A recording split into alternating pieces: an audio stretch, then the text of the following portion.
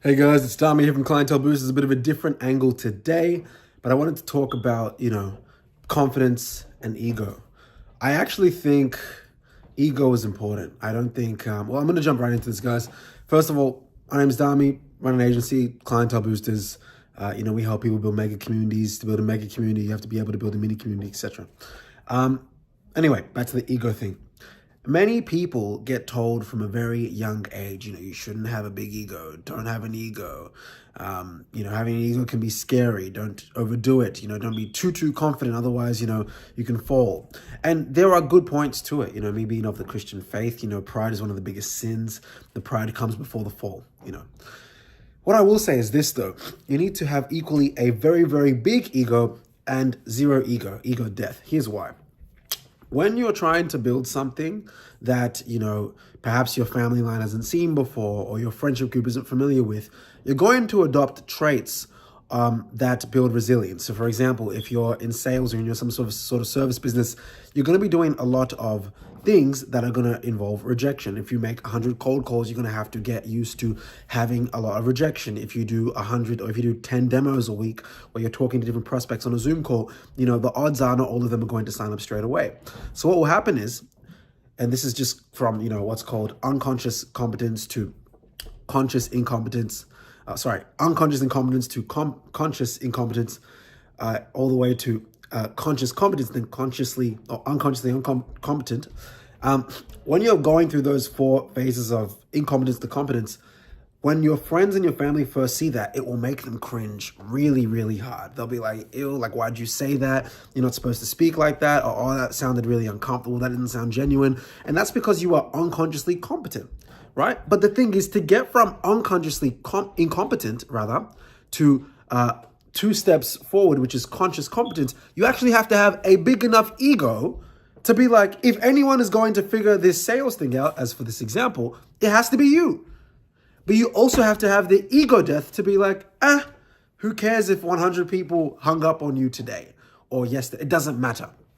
So as you progress through each phase, once you get all the way to unconsciously competent, what was once seemingly difficult to a lot of your initial surroundings, whether it's friends, family, peers, partners, etc., what was once the cringe thing that you did and kind of required almost like this level of like ego? Because think about it, they have an ego that they want to use to protect themselves from pain. So you actually have to have no ego to also be voluntarily ready, but also a big enough ego to be like, if anyone can handle the pain, it's you. So to get to that, once you're at that unconsciously competent level, what you will notice is that things that many people find like strange or over the top, you're very immune to, or at least less immune to that social judgment from them. And that's a result of being unconsciously competent because you know that it yields the result that you desire. So yeah, with ego, there's a bit of the dichotomy there. And I think you should have, or at least aim towards having, as big of an ego as you have zero ego. And I don't know, for me, that's been a major game changer for me, not just for the agency, but for other businesses and other spheres. Many times with my production company, Kosa, there were so many times, nearly every shoot we've had, there has been some sort of colossal issue. Whether a team member can't come, whether a protagonist or main character 2 days beforehand or the night beforehand gets sick. We've had people that were supposed to be in episodes that were focused on relationships, and then all of a sudden they're single, right? So that's all they're fighting. Nearly every time we've done our new season, or the start of a new season, there's been some sort of extraordinary random problem, and it shows that there is every excuse to stop trying and to give up. All right, but what I've found, at least from my standpoint, is I find myself in a position where I'm like, okay, this is simply, once again, the opportunity where Dami has to prove who he says, if he is who he says he is, right? So I have the opportunity to use my ego to take the necessary volume of action that actually makes me have no ego at the same time. Because you will get hit with every excuse from everyone involved. Every obstacle will be thrown at your way. But having the amount of, not getting angry when someone declines. Imagine getting angry if someone, makes complete sense. Do you know anyone else that could be a better fit? What would you recommend we do here? Just being that problem-solving kind of character. So anyway, quick tangent for today. I wanted you guys to think about that, especially as you're on your entrepreneurial journey.